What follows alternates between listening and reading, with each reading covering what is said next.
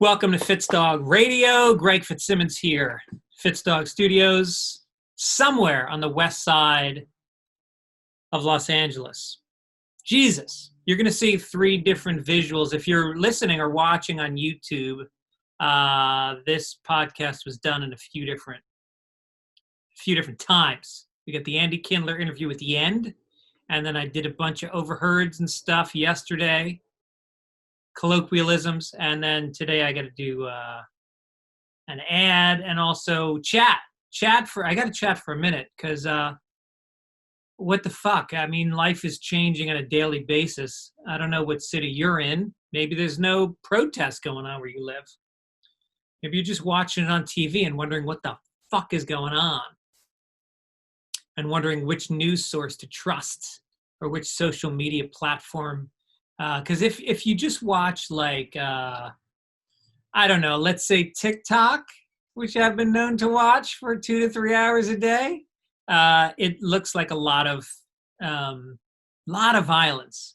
You don't see peaceful marching on TikTok because it's only 15 seconds. You got to cut to the chase. You got to see people with some fucking Adidas running down the street or a cop beating someone with a stick. And what I'm seeing a lot of is big, peaceful marching where people are chanting and they're singing and they're speaking, and it's beautiful and it's empowering and it's a good outlet for people, and that's what you're seeing for the most part. And then on the news and on clips, you're seeing the ugly dark side, which is the looting and the rioting, and they're not the same thing. That's what's the problem, is they're being conflated into one thing, that the march is the same as breaking into a ma and pa shop and stealing all the fucking jewelry. No, it's two different things. The march, it's like you can't, it would be like saying, like if I go to a Red Hot Chili Peppers concert and I'm there because I love the band and I clap and I cheer and I support, but then up front, smoke a little weed, but I stay in my confines. I stay in my 2 square foot dancing section in front of my chair. Keep my elbows in. I get my bop up and down. I keep it white. Little clapping, right? Then you got the assholes up front. They're taking meth, and there's a mosh pit, and they're slamming into each other, and they're stepping on your white shoes, and they're being fucking assholes, and they're usually the reason why the concert has to get stopped down. That's the rioters. Doesn't mean the concert shouldn't be happening.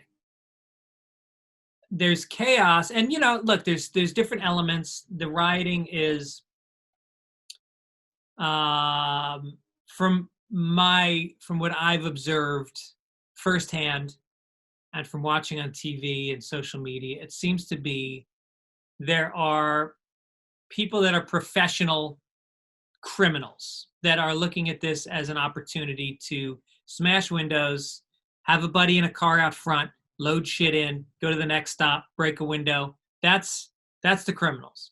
And then you've got the marginalized people, whether it's the Antifa, how do you say it? Antifa, right? The Antifa on the left, or you got the right wing, white supremacist groups that are trying to make the march look bad. They're pushing people into cops. They're the ones smashing windows, encouraging people to loot. The Antifa are just trying to create chaos. There's fucking nihilists. There's people that just want chaos because it's exciting.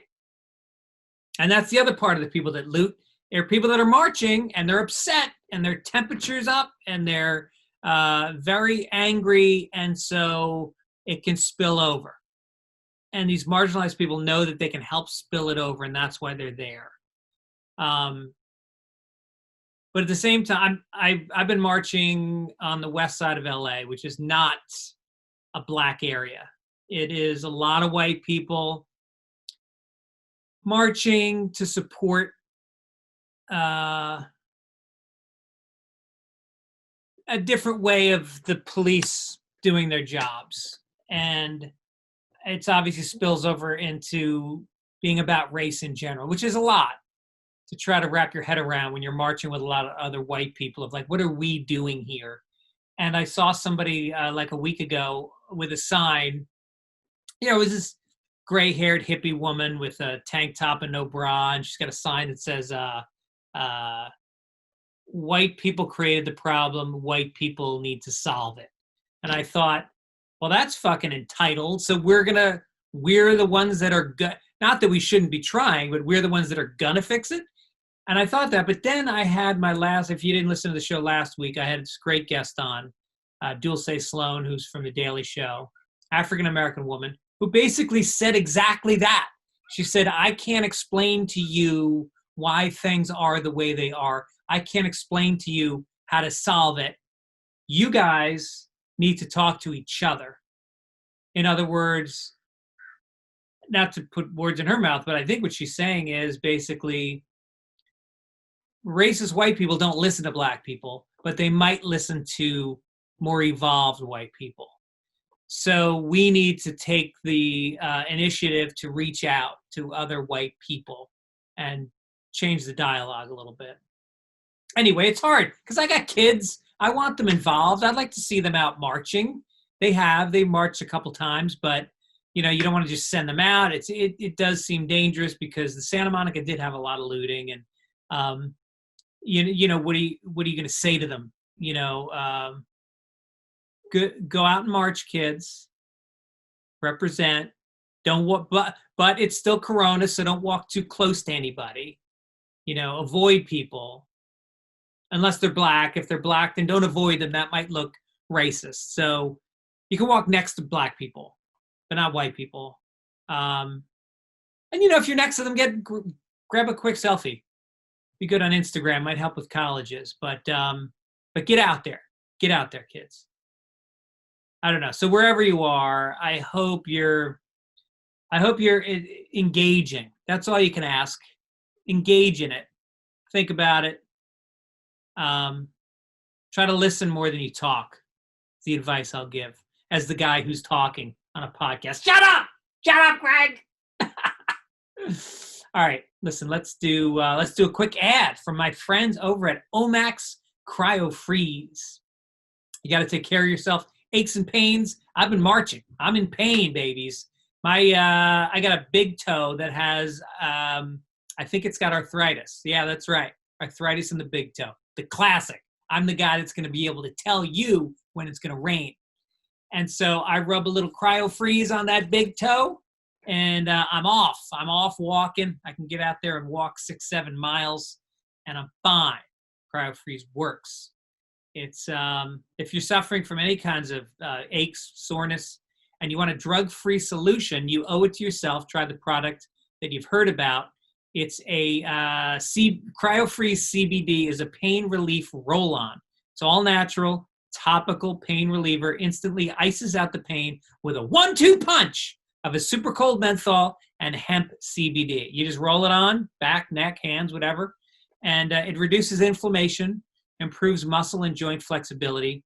CryoFreeze contains 10 powerful ingredients that combine to provide a powerhouse dose of relief, which can last up to 8 hours, much longer than any other roll-on. Do it today. It's been rated 5 stars, been written about, letters thanking Omax from the people out there. And my promo code DOG gets you 20% off on CryoFreeze and site-wide at omaxhealth.com. It was inspired by cryotherapy, you know, the cold therapy all the professional athletes are using.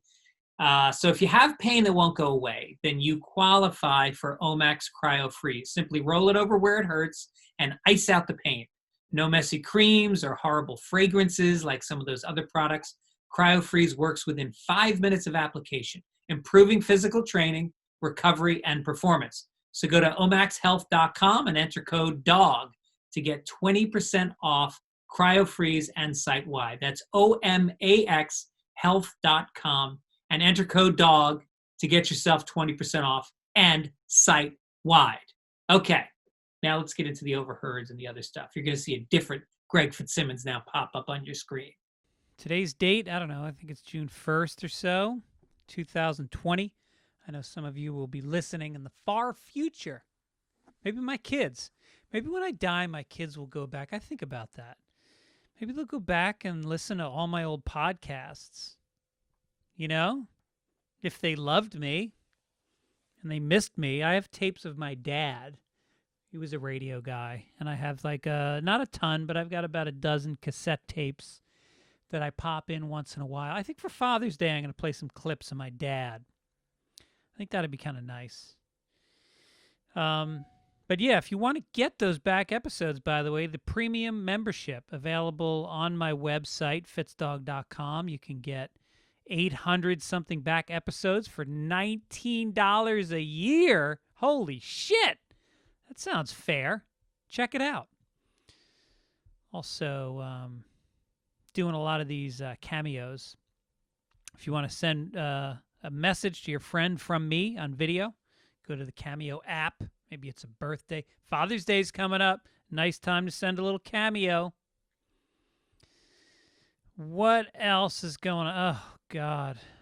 Shout out to my buddy Mark Maron, who lost his girlfriend, creative partner. I don't know how you describe their relationship, but it was very close. Lynn Shelton died. Really talented director. I've talked to a bunch of people that have worked with her, and she was really something else, really a spectacular indie kind of director. And I don't know if I brought it up on the show, but he did. I just listened to the podcast where he talks about her. So check out the WTF that came out last week. It's kind of beautiful. So my love to Mark. And also kind of a bittersweet death. My buddy Lee Kimbrell, who's a comic out of Cincy, who I have open for me on the road sometimes because he's a really fucking solid comic. Guy you're going to see. Check out, he's got some stuff online, but you're going to see him blow up once we get back to work. Really smooth, funny, cool guy. And he wrote me a note that was kind of touching. I had talked about him on the show a week or two ago, and he said, "Can't thank you enough for the shout out on my to my pop on the podcast. I played it for him, and it was the closest I've felt with him since I started comedy. He howled with laughter, and he had a million questions. How many people heard that? He thinks you're a great comedian? What's a podcast?" So I guess Lee had struggled with his grandfather, thinking that this was something you could do for a living. And this was some validity. So anyway, he said Pop died on Tuesday night in his own bed, surrounded by his family. I had come to terms with the fact that he would die before seeing my comedy career pay off, but that episode of the podcast gave me a little validation. He said, "That Fitzsimmons guy makes a living off comedy?" And Lee said, "Pop, he bought a house and raised his kids. He drives a Prius. He's dead inside." He died thinking I was a real comedian. Well, sending some love out there to Cincinnati, Lee's pop, his grandpop.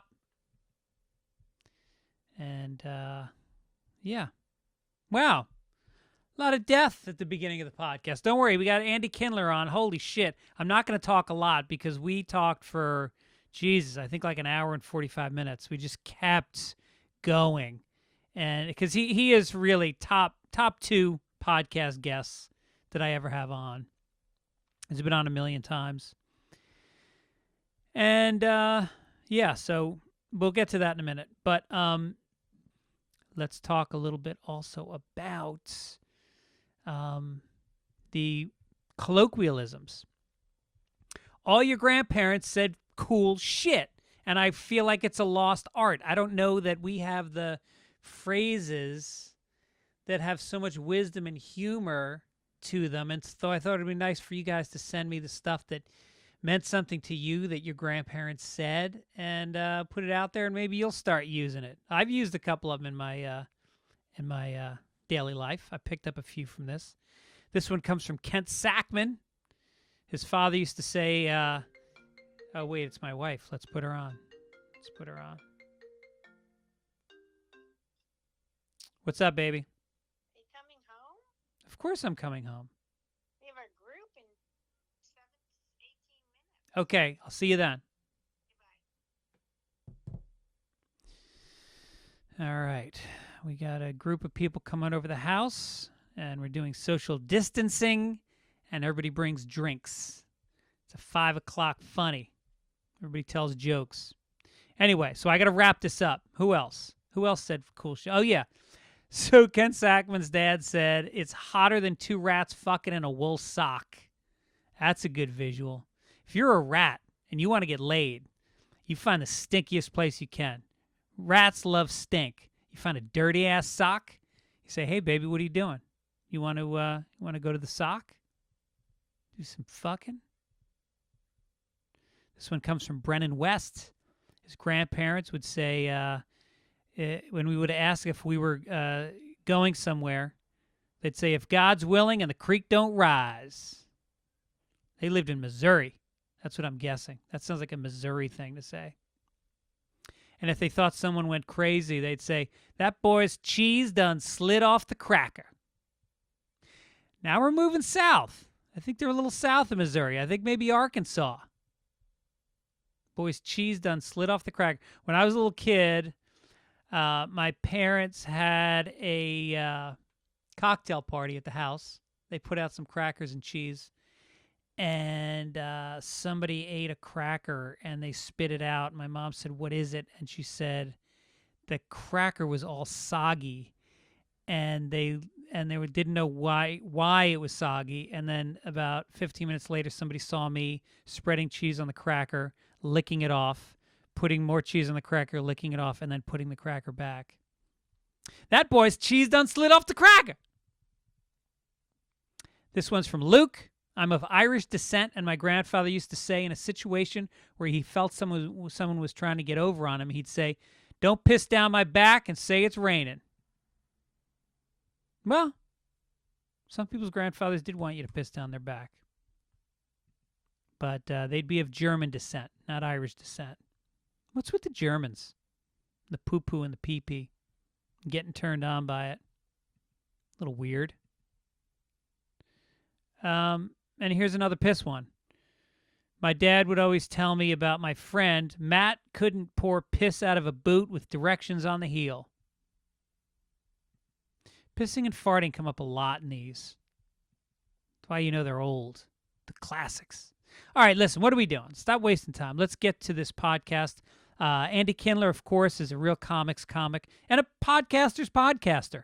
He's got his own podcast, and he's a guy that when I have on, I know a lot of people tune in. They look for it. It's his. I was a little trepidatious going into it because his mom and his sister, sadly, more death, just died in March, and he was very close to them. So he's been down in the dumps. So what I did was I have a surprise. Mike Gibbons, who he loves, I had Mike call in during the interview and zoom in. By the way, this is all available now on YouTube. All the podcasts, if you want to watch them in full length on YouTube, you can.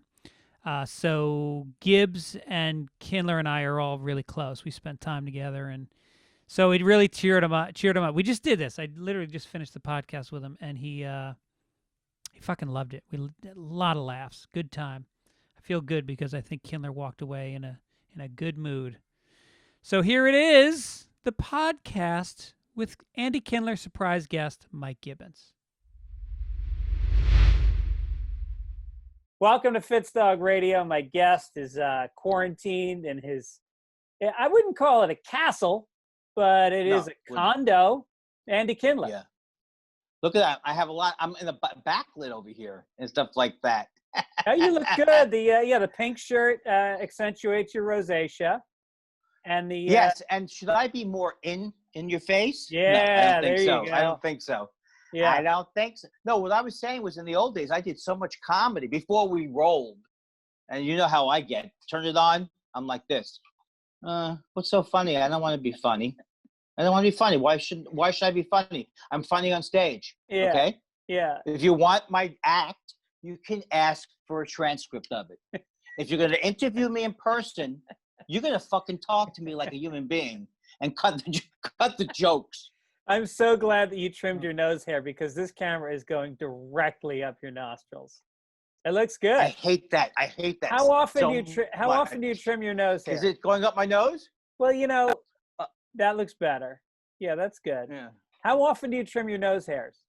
I try to. I mean, I might do them every day if I remember, but not. But they could be done every day. But I saw some judge. You know, I watch all these. You know, the ID Discovery and this guy, Of course. this lady. Yeah. And you know what I always. You know what the joke is for my act. My wife and I will watch a Dateline where a wife carves her husband up like a pumpkin just to take the edge off of Trump. You know what I mean? Just to feel good, just to feel back in your own skin for a couple of seconds with a regular murder, homicide, suicide. I can feel comfortable. Something with a motive, something with an ending. Yeah, something that makes sense. Yeah, right. I'm so scared now that you're going to see up my nose. But no, so anyway, I'm an old man. So anyway, I watched this show, and this judge, they were judging. It's a show about a woman, and she got out of jail. Anyway, the judge had so much ear hair. And it looked like he had created a sleeping area for some kind of bug. Like a nest for bees. Yeah, I know. Should he have a friend who comes over, he sleeps in his ear canal. And it was so disgusting. The question, then that made me think I got to do it every day, every goddamn day. I don't know. I think there's a certain, I think it's a symbol of success. Like you see this? My father-in-law, cannabis-infused gummies. In case things start to go down, I'm gonna get so fucking high during this that we won't, and I'll just stare at you. Doesn't it take 45 minutes to kick in, though? I know, but I took 7 before the show. That's why I was late. I was sucking on another gummy. Yeah. Well, I mean, pot stores were considered essential by the government. They're one of the only things allowed to be open, liquor stores and pot stores. I know, it's so amazing. I go in there and it's like, yeah, we're here, and everyone's very serious, which is very essential. And you know what I mean? This is life and death. But we have to get the pot. They have to remain open, and and I say they should have more bud tenders during a difficult period like this. Do you work with a bud tender, or you know what you want when you walk in? I like to. Oh wait, you're freezing up a little bit. Well, some of the bud tenders are picking out of a mug. It's not a Fitzsimmons mug.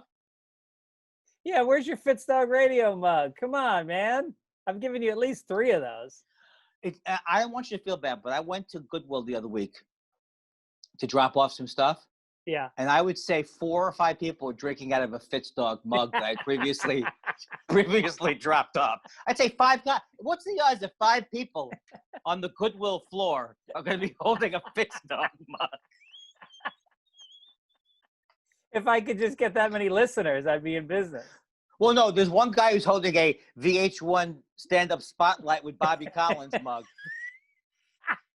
that I gave away in 1997. And it has a little Certs, brand in the corner. You know that story, right? I told you that story on the air, No, tell me that story. Oh, this is I can't believe I have to. He told a guy,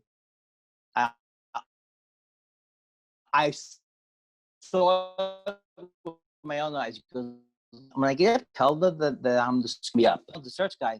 Bobby Coggles, I'm the search guy?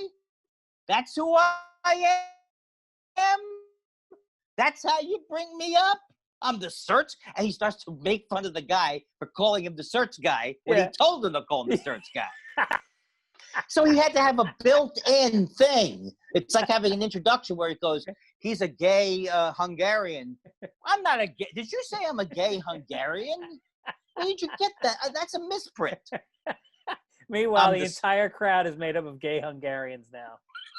Or search guys. You see, we're too old. I'm older than you, but nobody remembers those commercials. Was there ever a time, you've done commercials, haven't you? Oh, you did a Super Bowl ad last year. I know. I was so excited about it. What was the product? So excited. Why can't I'm going to putz with this. No, I did the XFL. I was doing a commercial for the XFL. I didn't even know it was going to be on the Super Bowl. Yeah. I knew it was going to be around the Super Bowl, but then all of a sudden my big mug was on the screen. And, that was it. I could die after that, I said to my wife. She said, But- why? It's a stupid commercial. Because I'd like to die. But 'cause Nothing it to do seems with like the spot. it seems appropriate at this point. But did you get a lot of shit as the guy who's the anti-commercial comedian? Did you get shit for doing a commercial on the Super Bowl? No, because I'm also a pro CTE guy. What's CTE? Oh, I got it wrong. What is it when you get your head compressed and you're... I'm pro concussion. So in XFL, we advertise 30% more concussions. We don't take our guys out when they get their bell rang. We think it's funny to put them back in the next play. Hey, Eddie, the huddle's over here.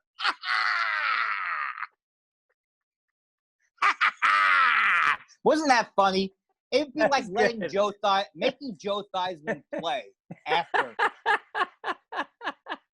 Get back in there, Theismann. This is the XFL. So just, put it the other way. Let it go the other way.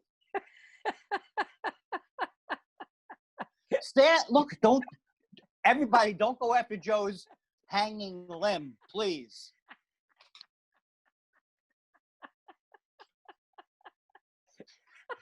I love that you did an ad for them, and now you're shitting all over them.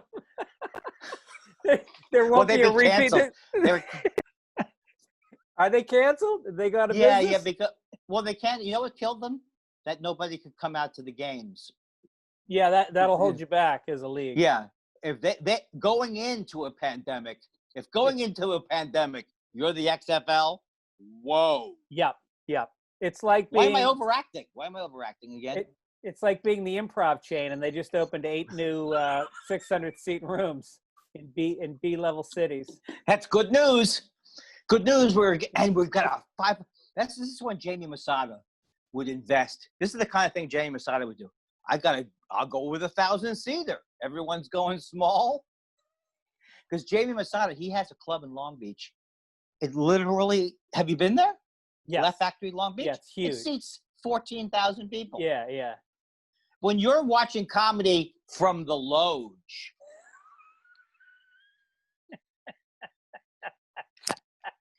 I don't want to see comedy from the Lido deck. You know what I'm talking about? What's it called up in this top grandstands? Is that what they're called? The grandstands. Yeah, when you're way up in the thing. The bleachers. Bleachers. Yeah.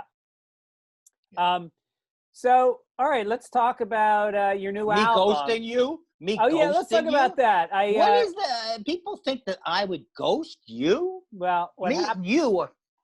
Let me go back to our text chain so I can tell you. Yeah, let's do it. All right, so read the tape.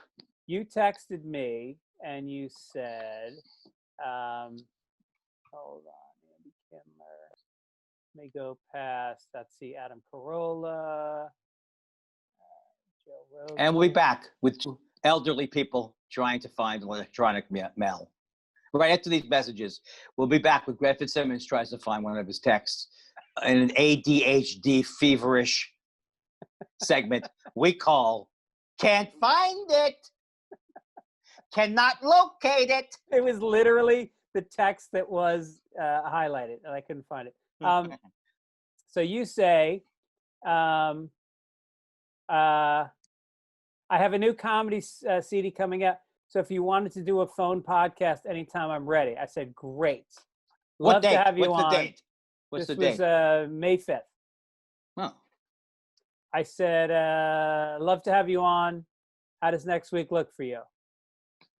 And I say, next week is great. Like an old Jew, I have to immediately take a nap. Love you. Love you too, by the way. I love you too. And then I emailed you. That's what fucked it up. I then emailed you. I don't know why I switched mediums. And I asked you to do it, and then I didn't hear anything. And then I called you and left a message and didn't hear anything. Oh, that's not my phone number anymore. Are you serious? Wait, yeah, because I think I just texted you from my new phone number that I'm running a minute late. Yes, so right. Maybe you left. So so then I announced to my listeners because my listeners one thing I didn't do was get rid of your old Rosatellians. Was what? I got ahead of you. And I don't remember what I said. My listeners clamor for new Andy Kindler episodes. So I know they were offering money for charity. That's right. to Somebody appear. said they would give $100 to your favorite charity if you would come on the show. So yeah, I accused you of ghosting me, but I don't know that you really did. I think it was a miscommunication. But then I went on Twitter and I said something, and you immediately got back to me. That's like you live on Twitter. You know what's unbelievable is that normally I would be guilty as charged because I've had problems with Twitter. But now that I'm in therapy, I'm doing phone therapy. I actually hadn't been on Twitter. I just kept saying to here's my make a mental note every 2 days. Call Fitzsimmons, you idiot. I say to myself, right? Hey, call Fitzsimmons, stupid. No, I'm not going to write. I don't know who I'm talking to. I'm not going to write it down. You fucking write it down. Call Fitzsimmons. He texted me. How could I miss that? It's a text. I have it right here with my other 1,050,000 texts. Are you sure it wasn't a Facebook? So anyway, what my thing that I've had a life, as you know, I've talked on your show about. I just said I have a lifetime of OCD problems. So Yes. I'm getting better at it, but I'm still very, very bad socially, and there's no excuse for it. No, but except I lost 2 family members. Yes. Let's talk about that a little bit. You mentioned that in your text. I'm very sorry. You lost your mom and your sister about 6 weeks ago, and I lost them within 10 days of each other in March. And it had nothing to do with the pandemic. Right. Which is the worst way. It's the most. I am so pissed that my mom and sister died during the pandemic, because every time I tell people, I go, no, my mom and sister died. No, not from COVID. No, had nothing to do with the virus. Right. It was for other tragic reasons. I know. My mother was 90. She was 90 years old, and she had Parkinson's. And we had been expecting her to pass away for a while, for like a year. And my sister also was in very poor health, but we didn't think it would happen at the same time. What was your sister's condition? She had every illness known to humankind, because she had one of those things where they tried to put her on a 900 calorie a day diet when she was like 14, and then just had so she had a lifetime of all kinds of like autoimmune stuff? Autoimmune things, yeah. And then internal bleeding. She had internal bleeding for like she had to be in the hospital half the year for a while. So she really was tired. Oh, boy. And she had a great life, and she was very happy. And I was lucky. She had a death doula. Did she really? Yeah. Do you know what that is? Well, I know what a doula is, and I know what death is. Is it somebody who sort of walks you through to the other side? Yes. And it was the greatest thing for my sister ever. She said that this woman had been in the business for my sister was in home hospice. Yeah. So that means they gave her morphine, they gave her anything that she needed at home, but they couldn't operate on her because she had a bad valve in her heart. And if they operate and her liver, something happened to her liver, you're gone. You can't just, the liver's gone. So they couldn't operate anymore, but she had like a thing where she had morphine and she had all these things. If she had trouble breathing, she had oxygen at home, and she had all these things, and they had a home hospice. And one of the things they have is a death doula. And this death doula told my sister that in all of the years, and this will be something that'll be comforting maybe to somebody, in all of the years that she has been a death doula, she has never had problems with someone when they're crossing over, when they're dying. When they're actually dying, that is never, they're ready to die. Right. So that was really interesting to me, because it's all about preparing kind of everybody around you and all that kind of stuff. For my sister, it was tremendously comforting. So she knew that my sister obviously knew that she was close. So she had my brother and her and all meet. And this was right when the COVID thing was heating up, and then I flew back on March 10th, and then she passed on March 11th. Wow. And I have been quarantined since then. I haven't been out of the house since March 11th. Was she religious at all? No, but she was. My sister gave me this rock with a bird on it and says, "You are with me always." And she really does believe that. And I can feel it. And I'm, as we've talked about, we're both spiritual people, but we don't know exactly what it is that we're spiritual about. But I have felt her since she passed. I have felt her. So she was a spiritual person, but we both grew up Jewish. You know what I'm saying? So that ship sails early. When you're Jewish, when you hit 13, you're like, okay, let's be real. Okay, we're all 13. So we're basically saying we're going to die by being rounded up, and there's no God, right? But at least I got $2,700 in the bank from the bar mitzvah. And we have a very, very full, creative, intellectual life. That's based on no God. No, you and I had this great podcast. It was in Austin, Texas. During the Moon Tower Festival. It was so great. It was me and you, Janine Garofalo, and Ari Shafir. And there was no agenda starting the podcast. I didn't book it for this reason, but it quickly turned into this debate on God. And, Ari and Janine are atheists, which you and I both find atheists endlessly annoying. Except the nice ones. There's nice atheists. In the old days, I used to have a joke. In the old days, an atheist was just someone who looked unhappy at a picnic. You know what I mean? What's wrong, Uncle Al? Right. Don't you want any potato salad? What's the point in eating potato salad when we're all going to die? And that was it. Yeah. Now they come at you at the picnic and try to talk you out of enjoying your potato salad. And they tell you you're stupid. First of all, they tell you that the God you believe is a sky chariot. Oh, you believe in your sky chariot God? Yeah. Your sky chariot magic wizard God? No, I have more imagination than that, even though in that last couple of seconds I couldn't come up with anything. But my God's very sophisticated. So you and I both believe in God. I don't know if you'd call us agnostic or you would call us deistic, but we basically went at them and they came at us. And I realized later, and I didn't bring this up in the debate, is that Ari was raised Orthodox Jewish and he was raised very Irish, very Italian Catholic. And I realized they were angry because they came from that kind of an upbringing, so they've rejected it. Whereas I was raised Irish Catholic, but it wasn't beaten into me. Right. And I think you were raised Jewish, but it was probably more of a Reform. It was Reform Judaism. Right. The joke would be Reform Judaism. My rabbi was a minister during the week. Yeah. Right. So we hats. So you've gone into. It seems like just looking at your Twitter that you've been having a hard time. I know you've dealt with depression in your life, as I have, and depression, anxiety. Oh, anxiety. Yeah. Yeah, you have depression where you've actually had depression. Right. I wake up and I go, I'm in a good mood, but the world is over. You know what I mean? Because I haven't paid my taxes, something like that. Yeah. So constant anxiety, which I wasn't even aware I had. Yeah. Not that it's an advantage to be depressed, because it's not.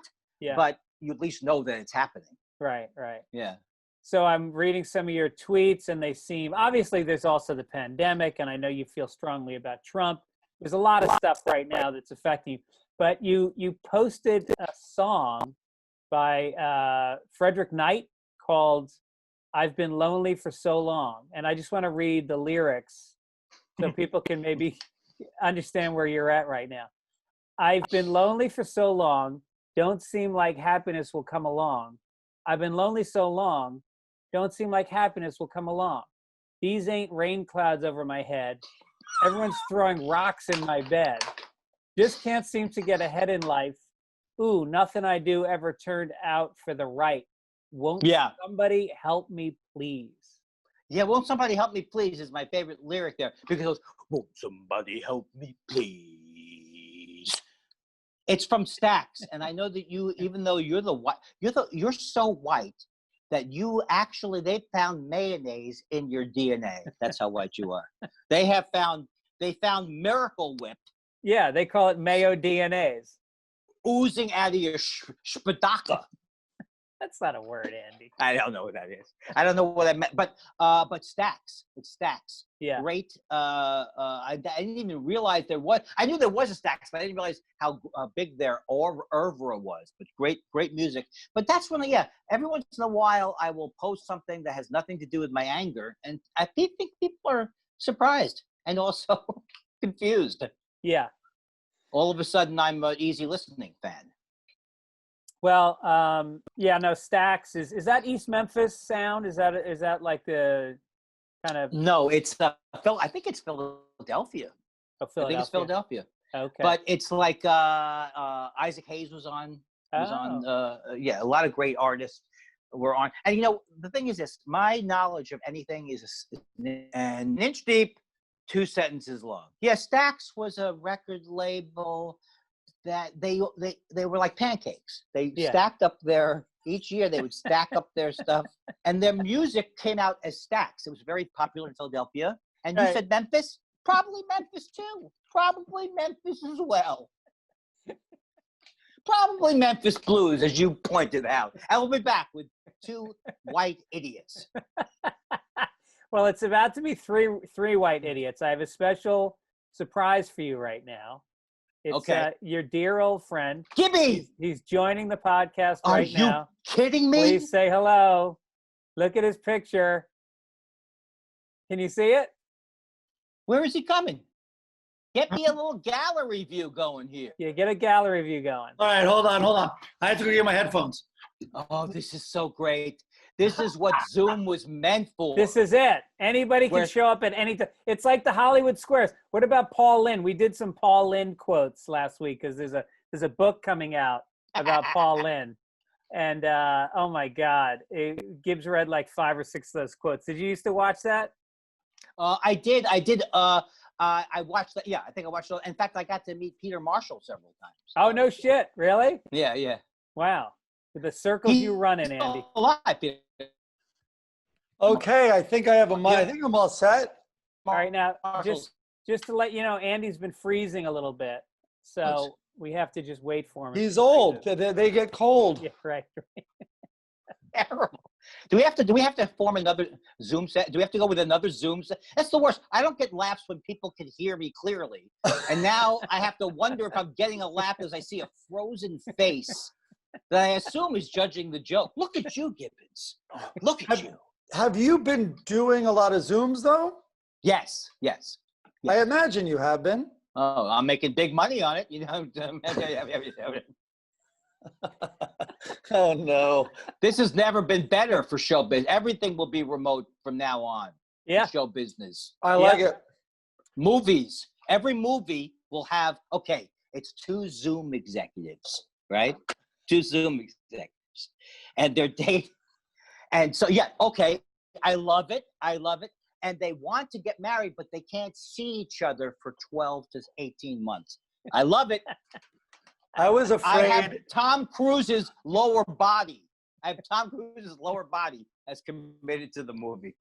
I was afraid this new technology would somehow diminish his gestures and all his inflections there. Let me show it to you from this way, Gibbs. I don't know. Doesn't look like cheese to me. And the perfectly random line. I thought you said ping pong ball. Oh, man. This is so great. This is the way we were meant to communicate this way, right? Well, it's not bad. A lot of these podcasts, and I'm surprised some of the bigger podcasts are doing it using the audio from the Zoom, and it sounds like the girl calling for help from the well during Silence of the Lambs. And so we use real recorders, and so we sound like we're together. Right. Eventually we do. But while we're taping, we're giving each other strange looks because we can't hear anything. Right. We're on literally a half-hour delay because unless you get Zoom Premium, you don't get it in real time. But Zoom Premium, it's only a 7-second delay. By the way, that KCRW mug, because it was so in the foreground, looked like a joke prop, like a giant. Oh, do I? Oh, am I an intellectual? What are my politics? Oh yeah, I know about politics. Sure. Oh, do I like mainstream music? No. Not so much. My morning has to become eclectic. I want to hear what's going on in the bongo world in the Bahamas right now with a Cuban flute player. Yeah. Too eclectic. A little too eclectic. Is that where you are? What's your favorite show on NPR, Andy? I enjoy I don't know. I listen to everything. I listen to everything. I listen to Larry Mantle's the best. I love Larry Mantle. Air Talk. Yeah. Larry Mantle doesn't have opinions. He asks questions. He's curious. He draws people out, and he lets people talk. I'm gonna. Sneeze. Let me explain, Andy. Oh God, there it goes. Wear a mask. Boy. Oh boy. Oh. Wait, what did the doctor say? How did you know it's not COVID-17 or COVID-18? Well, I took the antibody test. I'm sorry about my ad-libbing ability. It's so terrible. Are you going to do, assuming that Montreal doesn't happen this summer, will you do the State of the Industry remotely? Well, they just contacted me yesterday. What did you get? They just contacted me yesterday about doing it remotely on the actual festival day, but from my house. Yeah. So I think I might do it. And what kind of topics do you think you'll take on in the entertainment industry this year? Who's ripe? I think it'll be about who doesn't want to wear a mask and all the bad mask comedy that's happening. I have a remdesivir chunk, a remdesivir. I also have a hydroxychloroquine. Chunk.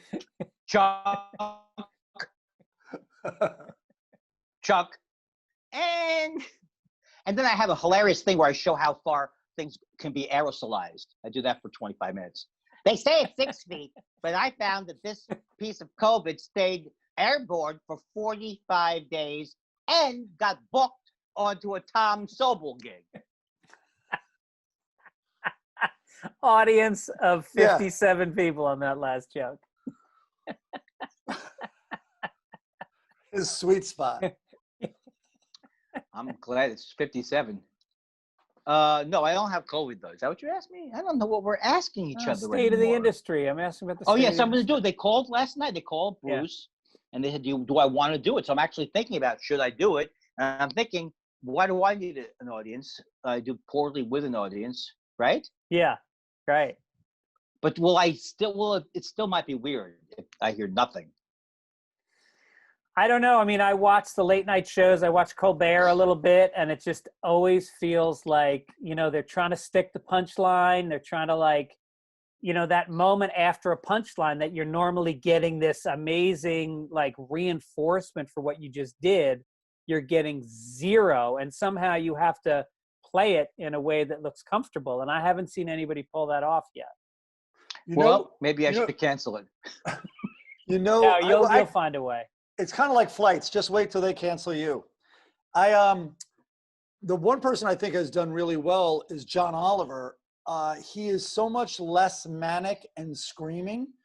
I think his show is way better that he's doing it from home now.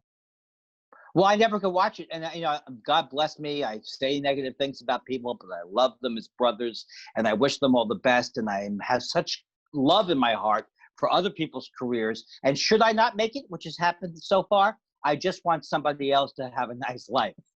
But all that being said, I can't watch his show at all because he yells and screams. Exactly. So I never understood why people were loving his show. I don't get it. But I know that he's occasionally funny, and the more I talk, I'm going to hang myself more and more and cause more distance from the industry. I would just say tune in now, though, because everything you mentioned, I mean, if you don't like him, that's separate, and his humor, but it is way more palatable now. Everything you mentioned is gone in terms of his delivery. No, I feel the same way. I think I know what you're saying, but writers are like the best in the business. They really put together amazing pieces. Yeah. And I do like him, but if he could dial it back 2 to 3 notches, I would absolutely love it. So maybe I'll check it out. Yeah, I'll check it out. So I think that's maybe the worst endorsement of a show I've ever heard in my life. If you have trouble, if you normally don't like watching because you think he's a little too, over the top, enjoy his home version. What have I done? Is he frozen? He's frozen. I thought he was frozen with hate for me. See, Gibbons, I can't do this. I can't do this delay. I need to know you love me all through the joke. I don't think I froze. I think I was just like. That'd be worse, wouldn't it? What's Yeah. wrong with his speed? Nothing. He's very, very logy today. How about let's do this joke for another minute. So anyway, I was going to, and then she had cheese curds. You kind of were like, ha. What's next? That looked believable. By the way, if you don't What want do to you miss have? all this good freezing comedy, watch the show on YouTube. It's on YouTube. Hey, do you know that right now, live? Yeah, it's live streaming on YouTube. It's a new technology. I don't like that all Well, why would- podcasts are visual now. I don't like it at all. I had to get my shit together. Well, yeah, because you're always, if I'm not going to wear my North Face, if they're not going to let me promote my North Face business, they're going to only talk about my stained glass windows. Yeah, no, I don't own this place, so I don't know what that is. Oh, God. So why are you Mike, why I are you out rent of the closet, I rent Mike? this church. I don't own it. where are you, Gibby?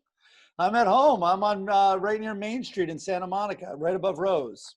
I wouldn't know because you guys haven't invited me to a thing in about 7 years. Yeah, I guess you have a nice place. How would I know when I got out of the loop?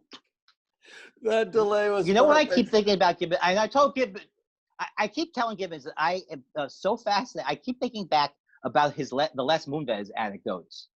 You remember when you guys were talking about trying to get your show that you had a show on CBS? Yeah, yeah. And you were so worried about Les Moonves. I'm giving you a good spot. I'm giving you a good spot. Oh, that. Remember Oh my when we were- God. And we were all scared of this man Yes. who we and didn't know. Yeah, he did the shorter power move of he pulls your hand down when you're shaking hands with him, and it makes you like literally kowtow to him. Yeah.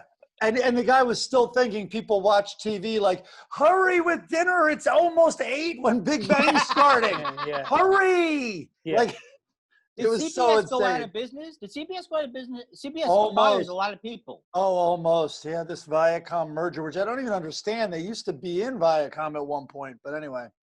I understand that I got a $50,000 check last year Nice. because Disney bought Bob's Burgers. Look at you. So they Yeah, gave and you you know a what flat people- check? They gave me a flat check. And you know what people love to hear during a pandemic? How I don't touch my Tonight Show money, how I got this huge $50,000 check, how I'm still getting huge, huge checks from Bob's Burgers while everybody else is on ventilators. And robbing Target. Well, you know, I did the Tonight Show 4 times, and I don't touch that money. That money, I put that aside. That to me is the strangest brag that anybody would ever think, that they would impress their friends by Yeah. telling them that they don't spend any of the money they make because they're so rich. Yeah, while sitting in a car with Jerry Seinfeld. And Jeff Dunham is pulling up in a 1925 rice maker or something. Makes A rice it runs maker? on cream. It runs on cream of chicken soup. It runs on a radiator. I get no money from my Tosh.0 points that I have for Oh no! for co-creating it, and I don't touch any of that. I think I also I had a pilot on Comedy Central that didn't go to series, but I could comfort myself by knowing that if it had gone to series, I would not have been paid any money anyway for the created by. So who's the loser now? Well, Greg and I have the same lawyer. Does he have Jared? coincidentally. Are you with Does Jared, Andy? Andy? Am I with who? Who's your Jared- lawyer? I'm between lawyers now because my lawyer, I think, had an affair and got in trouble. Oh, ooh. So who are you with? That's still happening. I thought that was over. No, so Greg and I have the same attorney. It just, I just thought maybe you did. Anyway, that's. What is it? Is it Dewey, Cheatham, and Howe? Oh wow. Yeah, I had lunch with him at a Chinese restaurant. We had cream of some young guy. You know what though, Greg? Last week I called up my lawyer. I said, and the guy answered the phone. He goes, it's the firm of Goldstein. I said, can I speak to Mr. Goldstein? He said he's at a very important meeting. I said, can I speak to Mr. Goldstein? He said, I'm sorry, he's in with a client. I said, can you meet to speak with He said, I'm sorry, he's in Europe. I said, can I speak to him? He said, speaking.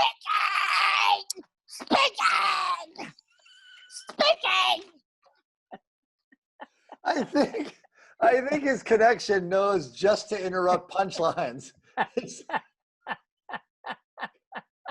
No, I Still think Goldstein. this is a podcast that's meant. Is Mr. Goldberg there? No, I'm sorry, he's at lunch. Is Mr. Goldberg there? Wait a minute. Wait. Have you tried to work on Andy's connection? Did he close his I don't browsers? know. Yeah, close some browser, do something. But here's what I think what Zoom does is it's for low energy podcasts. It's for My Favorite Murder. And if you jack up your energy too high, it shuts you off. It literally almost has a filter, a high energy filter. Yeah, right, and when you right. start doing your thing, it's like, All I was trying to say, and I don't know if you could have heard me or not. All I was saying is I made a phone call and I said, I'm the firm of Goldstein. So I said, is Mr. Goldstein there? Doesn't know he's had a very important meeting. Is Mr. Goldstein there? No, he is home with the flu. Is Mr. Goldstein there? No, I'm sorry. He's sick at the thing. Is Mr. Goldstein there?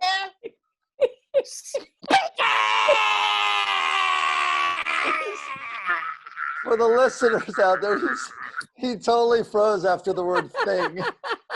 He's sick at the thing. He's still frozen. Andy, you're going to have to do more of a Largo energy here. You're doing a Comedy Store energy.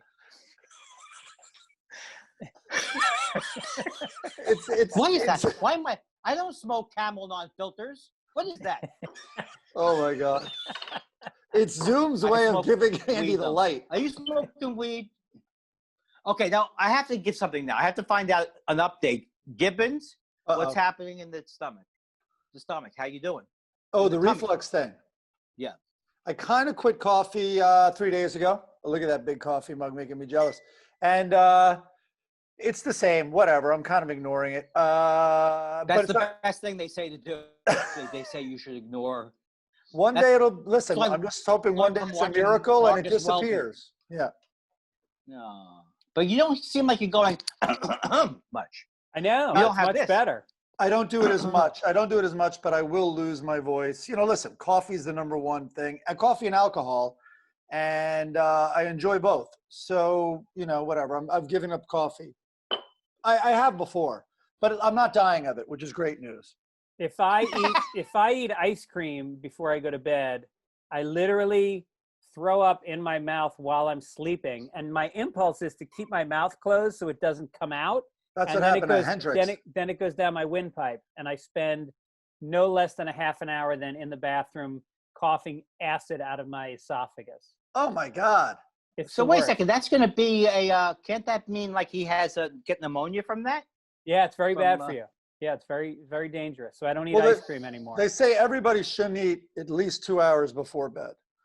No, but what Greg's doing is he waits till he starts dreaming to start eating the ice cream. He waits till he's asleep for 20 minutes. And then he has a guy who comes in and gives him his ice cream through his tube. You can see it all. You can see it all on my TikTok account. Well, you shouldn't be having dairy, maybe. Maybe dairy's wrong for you. Dairy is bad for me. I have to go very easy on the dairy. This is a great podcast. This is. Did you guys already talk about the riots? No, we haven't talked about the riots. It's crazy. Look, I'm not going to sit around with two white guys and talk about riots. Okay? That's my favorite KCRW show, by the way. You can do that over at your Opie and Anthony show. Yeah. My favorite KCRW show, Jews talking about blacks. Yeah, it's so great. Yeah, let me tell you what I think about. I've had problems too, and I don't have like a bing. Hey, Gibby, do you know that I have an album out? I have an album. Did you buy it? No, I'll buy it. I bought it and I listened to it. It's called Hence the Humor. And I've always said there's certain comics that it's hard to get them, doing Letterman or even doing a 1 hour special because they're live comics. They're people that you want to be in the room with. And Hence the Humor, I think really captures the energy of you because it's not just the material, it's you making fun of how the audience is reacting. It's wonderful. I loved it. Where'd you record it? I recorded it at the Upright Citizens Brigade on Franklin in 2013. It's been 7 years. Wow. Because of OCD and ADD problems. So the quarantine was what made the thing come out because I always wanted to have a physical copy. I wanted to make, and now the last thing I want is somebody coming up after a show with a germ-ridden CD in their hands, wanting me to interact and sign. So I'm so happy it will never be available as a physical thing. So okay. And you put it out with All Things Comedy. That's Bill Burr's label? No, it's a special. I'm a special thing. AST Records. Hello. Oh, that's not Bill Burr, right? That's somebody else. No, because I even joke about that.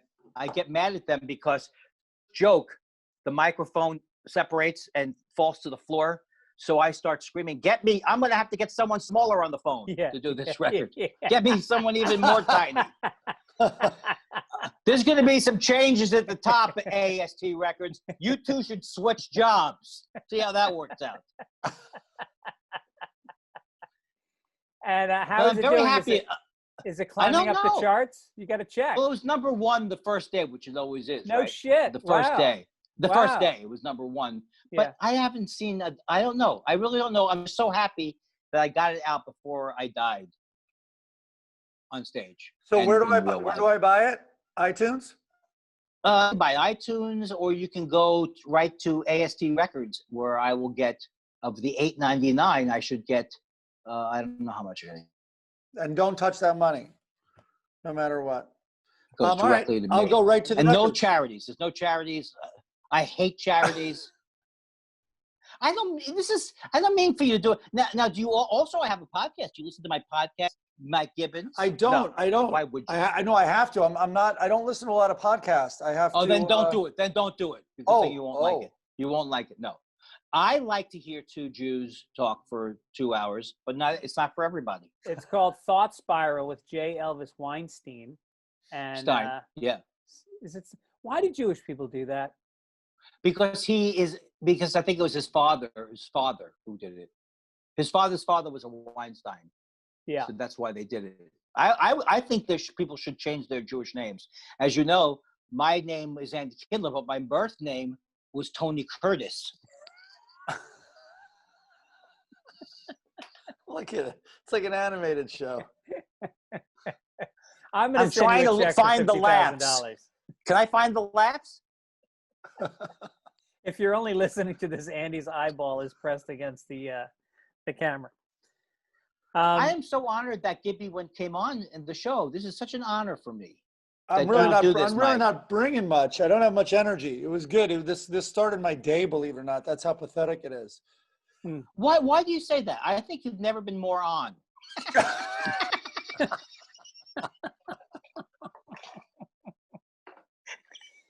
It's like hanging out with an old Hollywood raconteur.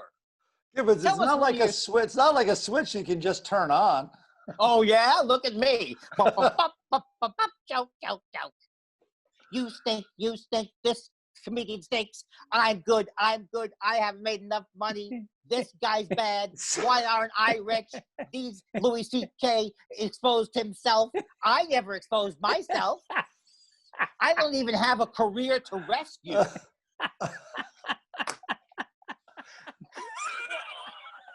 Oh my God.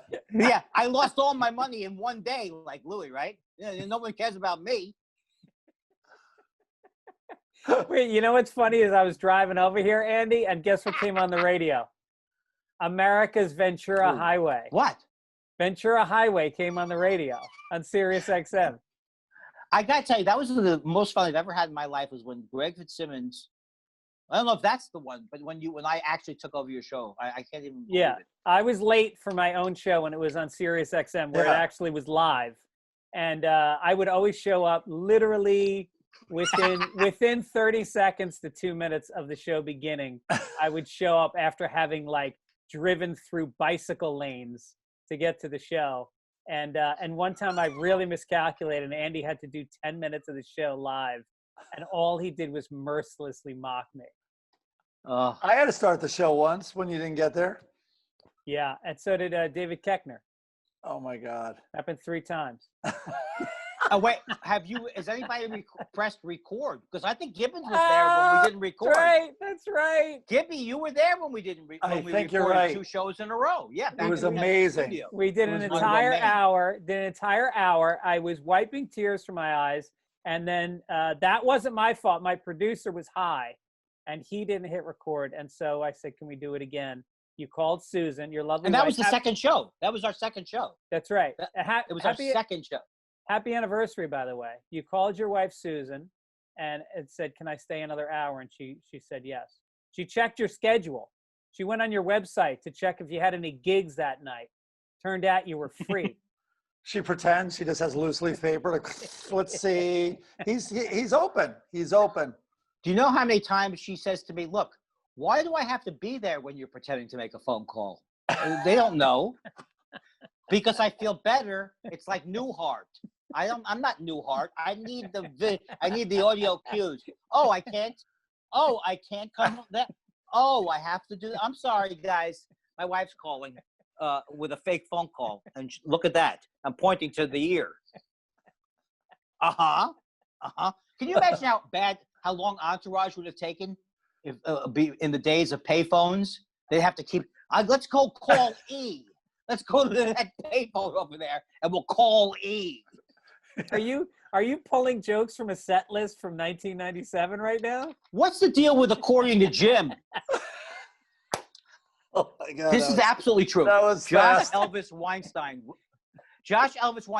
writes the speech with me every year. I swear to God, I wrote a joke about according to Jim, and he wrote, "The show's been off the air for 10 years. I thought he was writing the joke."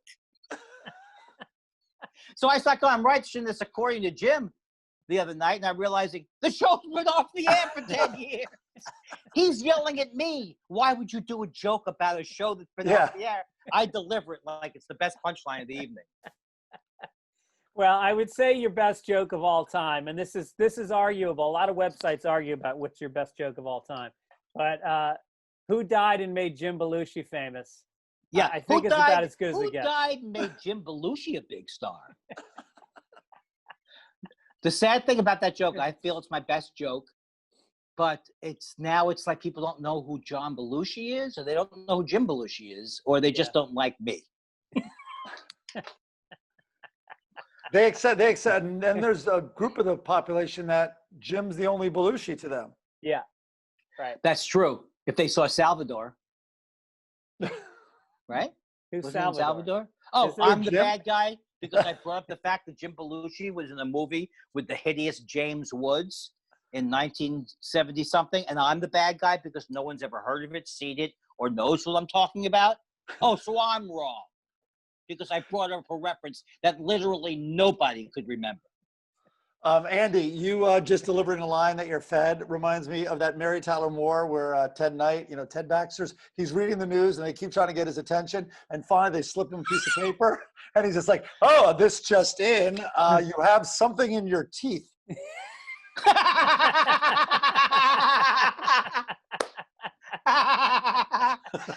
I love that show so much. Oh, I'm literally I'm rewatching it from season 1. I'm on season 2 right now, but it's on Hulu, and my daughter fucking loves it. That show is, and Lou Grant, what a character. The pilot episode, he meets her in his office, and then that night he gets drunk and shows up at her apartment, It was so fucking inappropriate. Right. You would never put that shit on a show today. Oh man, I love the one where one of my favorite ones where Ted Baxter's trying to explain to Mary. Mary goes, "I get up every day and I go to work and it's horrible." And Oh, then that's Ted my Baxter, favorite. yeah, right. Where he goes, "No, Mary, you get up, you go to work." I mean, it's like the greatest thing. Yeah. It's really, really funny. And we'll be back with more white people recalling their favorite. Speaking of that, I just started. I told Greg I'd do this. I've never seen Mad Men. I'm about 8 episodes in, and I need a reason to keep watching because I don't have one. Oh, I love that show. In fact, I feel opposite. I was so riveted the first year. I thought it was the greatest thing I'd ever seen, but then I think it holds up the whole way through. But I don't know. I can't convince you if you don't like it. Well, I wonder why. It's very character based, obviously. The whole everyone's smoking, everyone's hitting on women. Maybe because my dad was in that world and I grew up in New York, that I'm like, okay, like the novelty probably wore off to me faster. And I don't know, like for instance, like, here comes the rival agency. I'm like, okay, now there's going to be some big moving pieces that I'll latch into. And it lasted 1 episode. Like he didn't go with them. They hired his wife for a Coca-Cola ad and they fired her. And then that's it. Then it starts from scratch the next day. But I guess it's going to lock into bigger stories, I imagine. Well, when I was I think writing on a show. It's like a thing. When I was writing on a show, Wanda Sykes had a talk show, so I was a writer on it. And the head writer was a guy named John Ridley. You know John Ridley, Andy? Sure. Right? Yeah, old friend of mine. So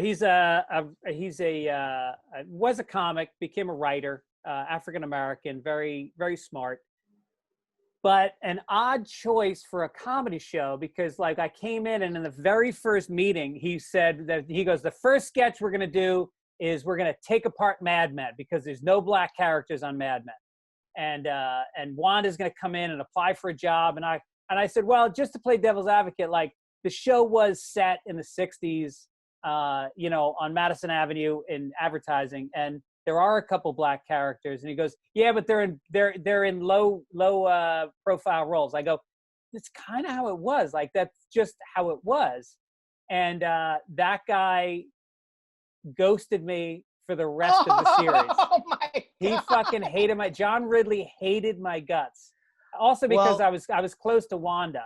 And if you want to know why that show failed, John Ridley then won an Oscar for writing 12 Years a Slave. That's the headspace that guy was in, doing a comedy show on Fox. 12 Years a Slave, the blacks didn't have very great roles either. Yeah, like, that's weird. Well, here's where the argument. Like in Mad Men, they're an elevator operator. It seems even better than 12 Years a Slave. I'll tell you where the argument does hold water. For example, I'll never forget when I first saw Gone with the Wind. And I was sitting with my girlfriend at the time and her family. I was saying, I didn't like the movie that much, because I felt like the depiction of black people was terrible. And they, well, that's the way it was in those days. But in that case, that's not the way it was. That's the way she was playing a character who, it's a whole long story, but the whole Uncle Remus things and all these things, she was actually playing a character that was a white person's idea of what a black person would be like under slavery. Yeah, but that's not true. Kind of enjoying it. Some of the characters are depicted as, this is good for me. But Mad Men is the opposite. The Mad Men was obviously knew what was going on going in. And they also had some in the later episodes, they had some really good storylines about the civil rights movement and Martin Luther King getting assassinated. Like and there was something to do with their black maid. There was a lot of storylines about it. But anyway, congratulations, John Ridley, on that Oscar. And interesting thing, film won the Oscar, and the producers did not thank him from the stage. Interesting. Yeah, I know. Whoa. His thing is, I've been friends with John Ridley from back in the old days when I met him at Stand Up New York. Like, he used to be a stand-up comic. He's he could be a difficult person. But I'm sad that he wasn't nice to you. I went on IMDb one time to look at my writing credits, and it took quite a while. And I noticed that I noticed that my to name find was them? You mean to find them, or my list. My list was lacking the Wanda Sykes show. Yeah, John left my name off of the credits on IMDb on purpose. how does he get along with Wanda now? Those two. You'd have to ask Wanda. I signed a non-disclosure agreement. Wait, you had the Ellen one too. You can't talk The Ellen about. was an NDA. It's become standard in a lot of shows that are celebrity driven that you sign an NDA. It is absolutely standard. Yeah. Well, I'm not signing it. Did you sign one for the Daniel Tosh's show? I'm not signing it. And you can tell them they can take their non-offer and shove it up their non-asshole. Oh, right. They're not offering me a part? You're goddamn right. They're not offering me a part because I'm not participating. Actually, the non-disclosure agreement actually started out as something where you have to admit whether or not you're going to have Indian bread at craft services. Now he's doing inside jokes even I wouldn't touch. This would be too obscure for me. I'd say, Andy, please. Andy, do you need to do the craft service table jokes? I don't think so. You're alienating the people. The Indian people got a kick out of that one. The Aziz Ansari people have just latched onto Fitzdog Radio.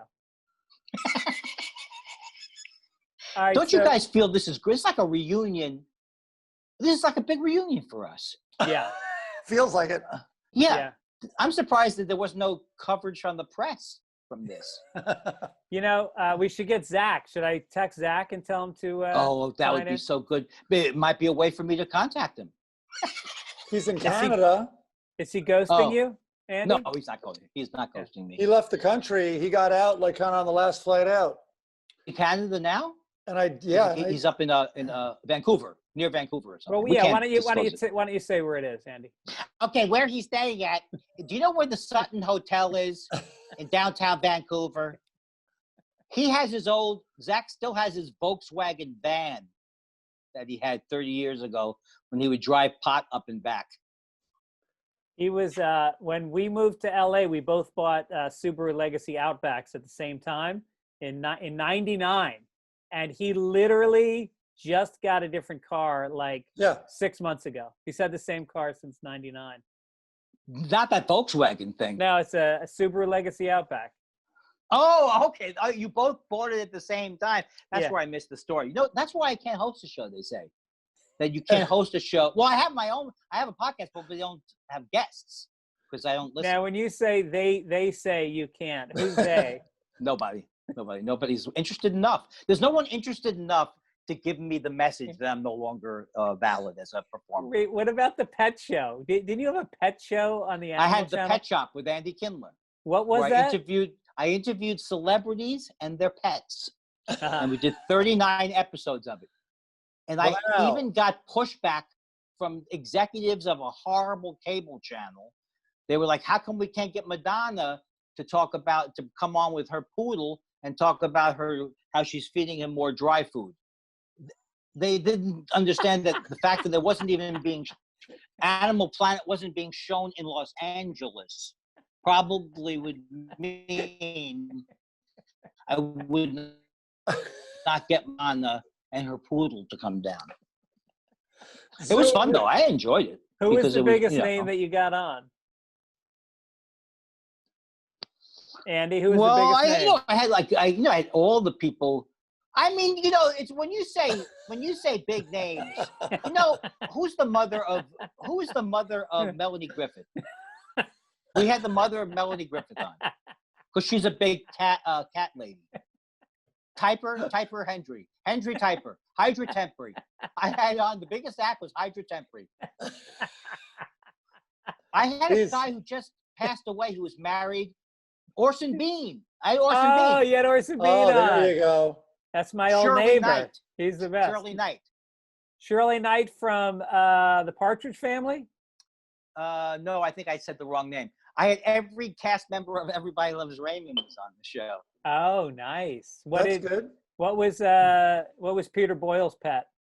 No, I couldn't get him, but I did get. So when you say every, I meant some of the cast members. I What about got Ray? Oh, he Brad didn't have a Garrett. Brad Garrett had two big dogs. And so, what do you do once you get them on? Do you do little stunts? Is it like Jimmy Fallon?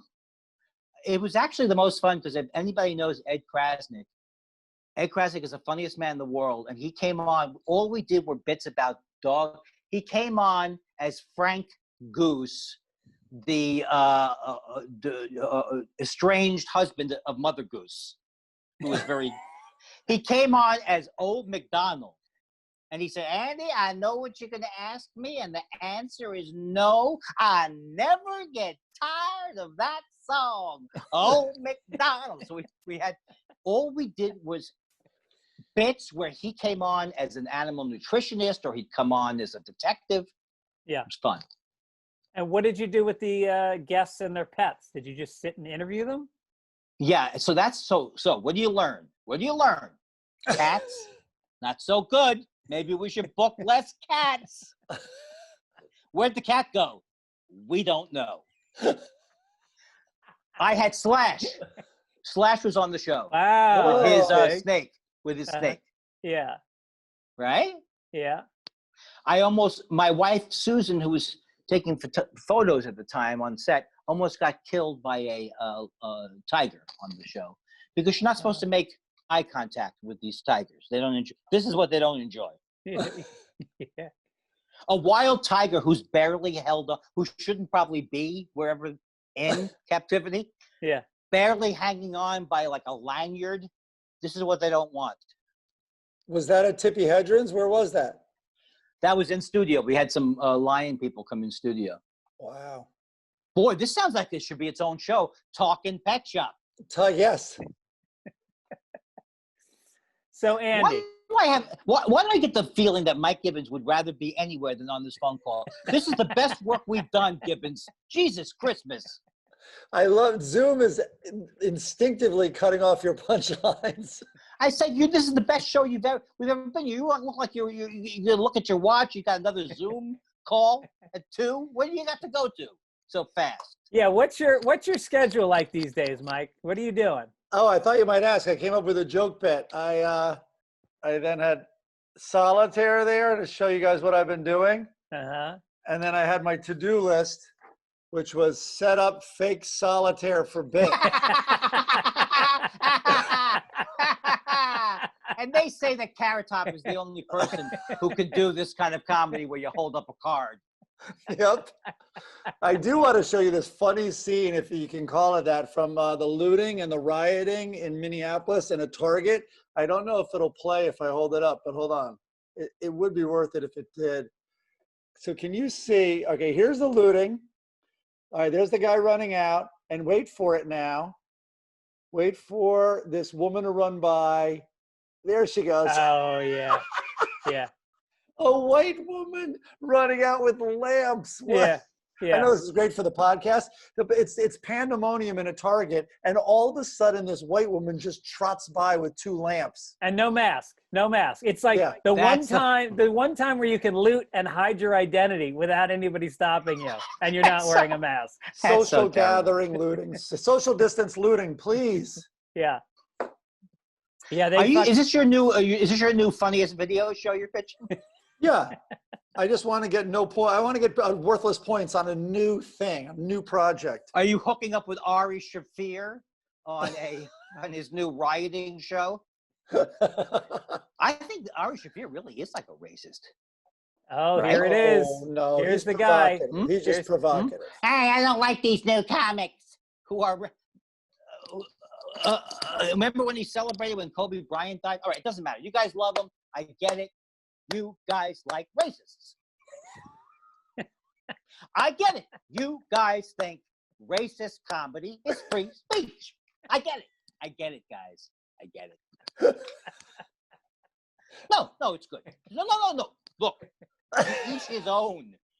I like cheesecake. You like racist comedy. Cheesecake. He didn't even bring up what type of comedy he likes.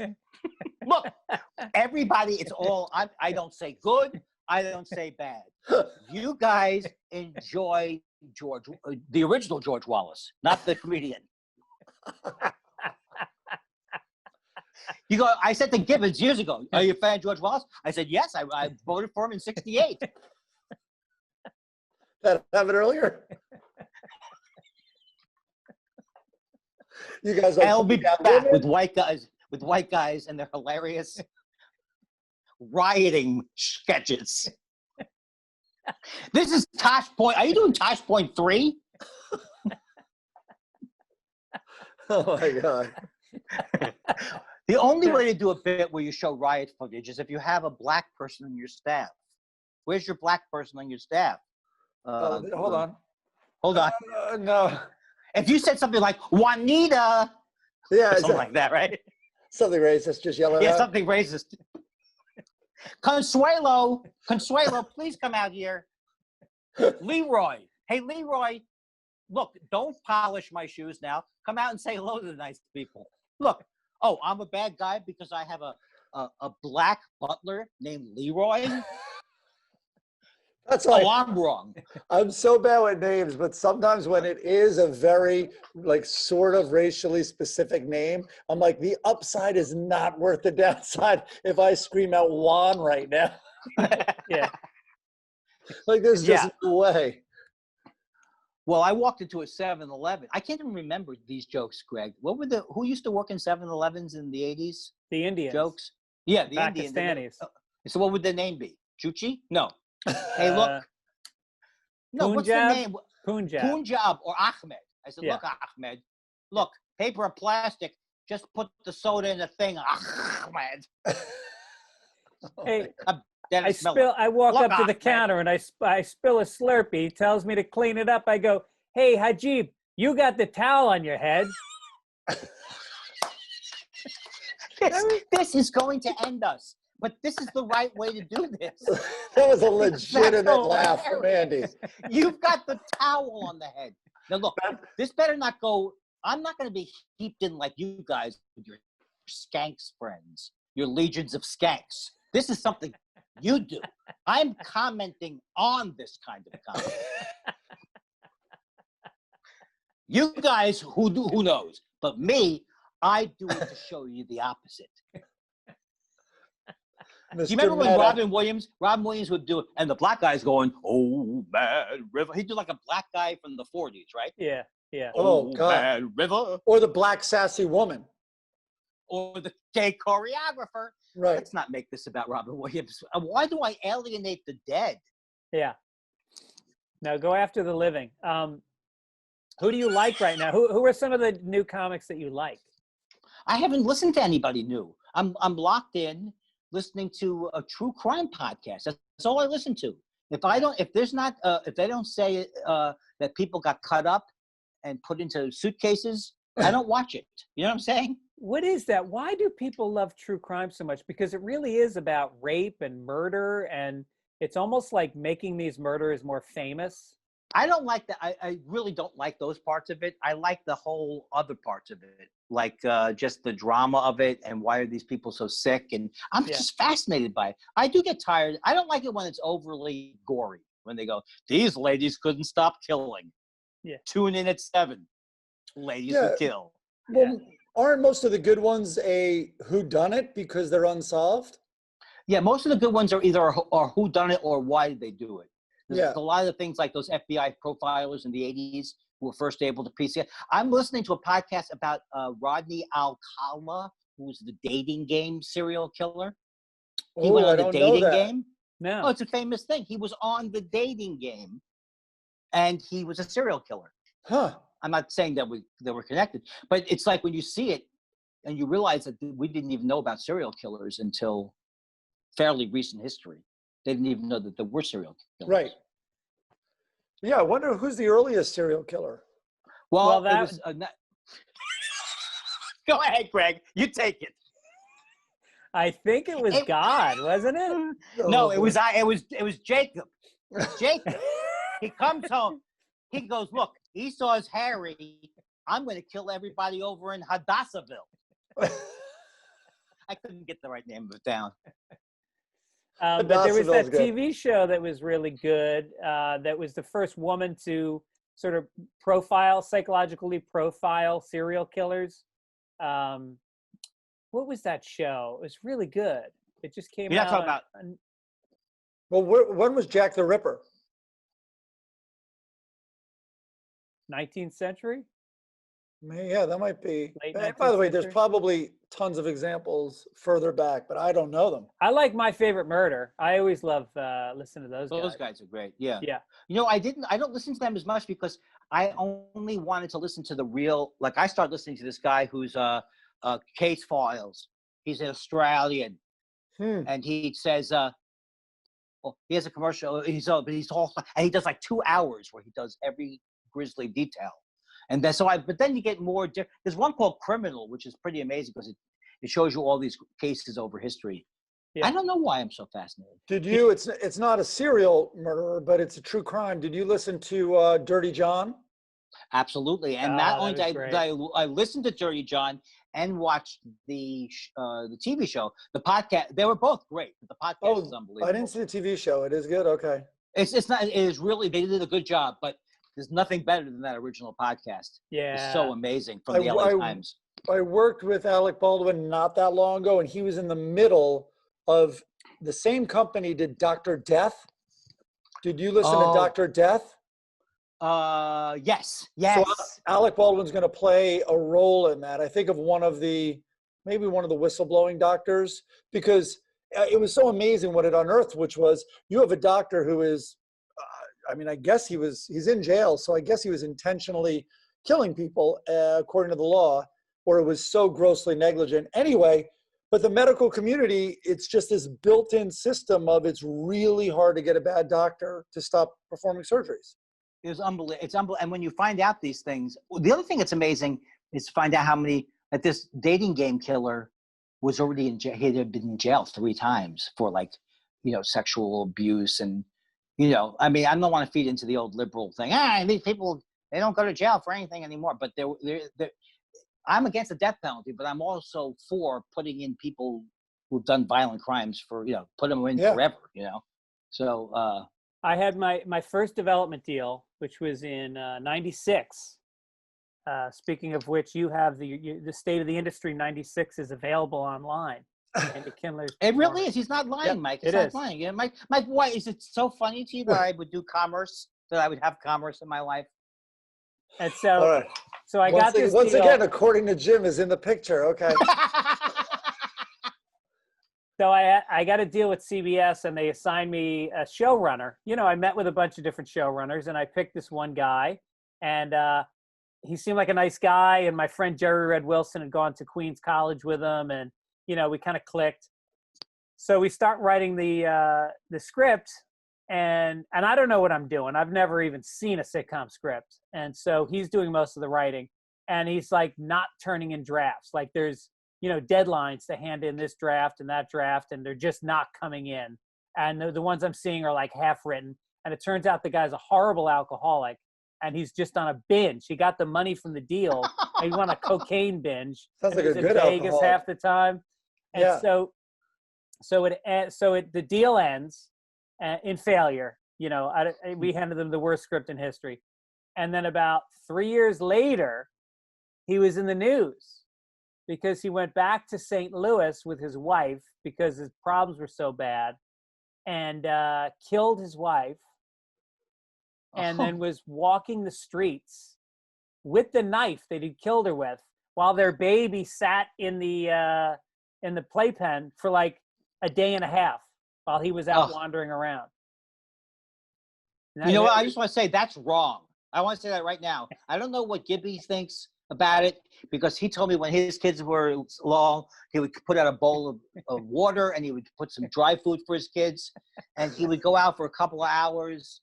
But that was different. Back then, you could leave your doors open, and in small towns, they left their wallets out on the lawn in many small towns and said, take what you need.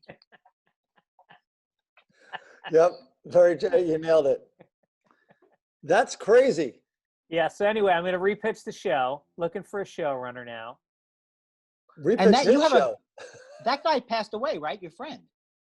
Jerry Red Wilson passed away. Yeah. In fact, you can see I produced a bunch of shows to benefit spinal meningitis, which he died of. Greg is So showing look a at the lineup poster on on this the one. wall. Dave Attell. I'm so surprised. I'm Louis so Black. surprised you haven't done any directing, Greg. I'm so surprised with the way. I mean, it was like watching Martin Scorsese on the phone. I met him I was so sad because I met him not long before he died. He was a young man, and I'd met him like at Victor's, Jerry Way, and it was like a month later. I mean, Yeah. we've had too much death in our lives, I think, I've decided. Yeah, there's a lot of death. And, Don't worry. Don't worry. There'll be less coming up. Yeah. Really? Because of the hoax? Oh, you're into one of these COVID No, hoaxes. no, I'm referring to our age. Do you know how scared I am? I will die if I get that goddamn COVID. I'm 63 years old. That goddamn I'm a COVID. Jew. 63 years old, a complaining Jew. You don't think Jews die at a higher rate because they immediately think it's curtains? I'm positive for COVID. Why don't you hit me in the face with a ventilator? Why don't you smash my skull in with a ventilator and end it? That should be a literal disease. What got him? Oh, he died of curtains. You didn't hear? The Jewish community is wiped out by curtains. It's curtains. What is this? Is this a film noir? Does that predate Shakespeare even? Well, no. All we have to do, Andy, is we're going to go down to the emergency room, and they're warming up a ventilator. Yeah. That's exactly where I'm going. Why don't you shoot me in the head now with your goddamn ICU? 20% of the people die when they get it. And I will be that guy. We thought Andy might pull through. Don't lie to them. You knew I wouldn't pull through. You want me to go on the curtains machine? I don't have time to FaceTime with my wife because I'm pitching an idea to the Travel Channel. Did you FaceTime with him before he died? No, because he was pitching a death show to the Travel Channel. Hold on. Your wife wants to FaceTime you. Oh my God. So Andy, you said you literally you're breaking up. You're breaking up on your FaceTime goodbye to your wife. Hold on, honey. Hold on. I have to take this. They're going to let me know if it's a go. If it's a go on my posthumous death show on the Travel Channel. She's like, is he frozen or is he dead? Hey, you know why? I've seen him live. I'm not sure you can tell the difference. It's the connection. We're losing him. We're losing him. We lost him. We lost him. I feel like I'm having sex with him. This is what it's like. I'm telling you guys, you're never going to see me again. I'm not leaving this house. And yeah, how long has it been since you physically left your house? You've said that for years. Yeah, that's the thing too. I have no excuses now. I go, I should call my oldest friend who I haven't spoke to in 3 years. Oh, but then he's going to want me to come over. No, he's not going to want you to come over, Andy. No one's coming over. So by not calling, you're just saying you don't care enough. Just stop lying about it. Yeah. Oh, I'd like to call them, but they'll want me to. No, you have no excuses. You're just a bad person. Face it. That's my new therapy, by the way. I have good cop, bad cop therapy. That would be very popular. Have you tried it? Yeah, it's good cop. The one therapist says, yeah, you look, would you like some coffee, Andy? And the other therapist goes, fucking, he's getting no fucking coffee until he realizes that his mother is responsible for his lack of belief in himself. No coffee. And I'll be back with good therapist, bad therapist. Right. I like that a lot. One's a behaviorist. One's a real psychiatrist. Yeah. Like, Well, no, trauma is very difficult, and shut the fuck up. It's don't coddle them. Don't coddle them right in front. Just get out of bed. Don't overthink it. Look, you're gay. You're gay. Now be gay and get the fuck here. Okay? You think you're the only person who's had problems with their sexuality? I've been impotent since 1972. You think it bothers me? And stop seeing him. He's wasting your time. How many years have you been here? Yeah, the only thing they agree on is $200 an hour each. What? Yeah. And they don't take insurance. Good therapist, bad therapist. We both don't take insurance. I'm not comfortable with you not having therapy anymore because you're a mess. If you don't come, that's not what you should say. It's his. If he wants to take therapy, he can take. No, this guy's going to be dead in 2 weeks if he stops coming to see us. Curtains. That's the bad cop. Curtains. What? Tonight on curtains. So what are the issues you're bringing up with your therapist these days? Well, the issues I brought up is that I've been very depressed. It's almost as if I've lost family members. Oh, no. No, we talk about that. And actually, we talk about the thing that I've realized in my life is that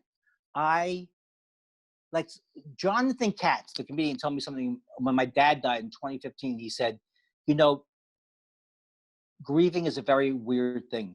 It comes up at weird times. And that's like the best advice I've ever gotten because, when you try to force yourself to grieve or you try to, or what I do is I go, I feel guilty for what I'm thinking. Like if I think of a joke or whatever about dead people. And so I'm trying to take that voice out of my head, which is the voice that tells me that kind of hates myself. That voice is getting less and less and less since I've been in therapy. But the voice that just says you're not grieving your mother and your sister properly. You're not doing this right. You're not doing that right. Everyone's angry at you. That's the voice that therapy has helped me lessen. Is there are you freed at all from your mother's message now that she's gone? Do you feel like, My mother's problem was that my mother, and I hope she's not listening. Is No, there a chance that my mother's listening? Nobody's listening. Okay, good. But she's dead. She's dead. She probably can't. Even if my mother was very. This connection will try and killed her again. They said, this is your one chance. We can reanimate you if you listen to your son's podcast. Yeah. I don't think so. think so. Your son's face is moving about as much as yours is right now. My mother was very depressed. She had a very tough childhood and she had a very tough situation. So she was very depressed when we were growing up. So she was not particularly maternal. And so I definitely lost out on a lot of those things and I didn't know why she was depressed. So I assumed it was me. I was causing the depression. And all the three kids, now my sister's gone, but all three of us suffered from those type of things. But I really did love my mom as an adult, but I didn't realize till I got into therapy, all the things that were going on in my mind. And thank God I got into therapy. Right. And what type of therapy is it? Sounds like you're going deep because there's a lot of people now are doing more like cognitive behavioral therapy, which is just basically taking the thought and looking at it and then having a different thought versus what you're doing, which is like going deep into childhood stuff. Which is I'm in what you would call traditionally psychoanalysis, but it's not like, it's changed a lot, obviously since the Freudian days. And the reason why I cannot do cognitive behavioral therapy is because I have a terrible case of OCD. And when I was in my 20s, I would drive down the street and I thought I'd hit somebody in my car. And I would drive around and check to see if I hit them and check to see that I hit them. I didn't realize it was a condition. I didn't realize it was an actual thing that I could be treated for. So my whole life, I was kind of like going in the dark about what these things were, what I was obsessing about. I would think for 3 or 4 hours, did I hit somebody in the? I mean, I call up the police. I've done bits about it, like are there pebble people? Because I think I may have hit a pebble person in my car.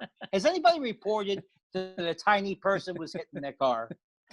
And so it was a very, very debilitating until I got Prozac and I treated the ADHD. But the thing is, the reason why cognitive behavioral won't work is because when I'm locking my door, my mind is thinking about a million other things because of the ADD and the OCD. So I can't leave and say whether I locked it or not. Doesn't matter because there's a good chance it's not locked.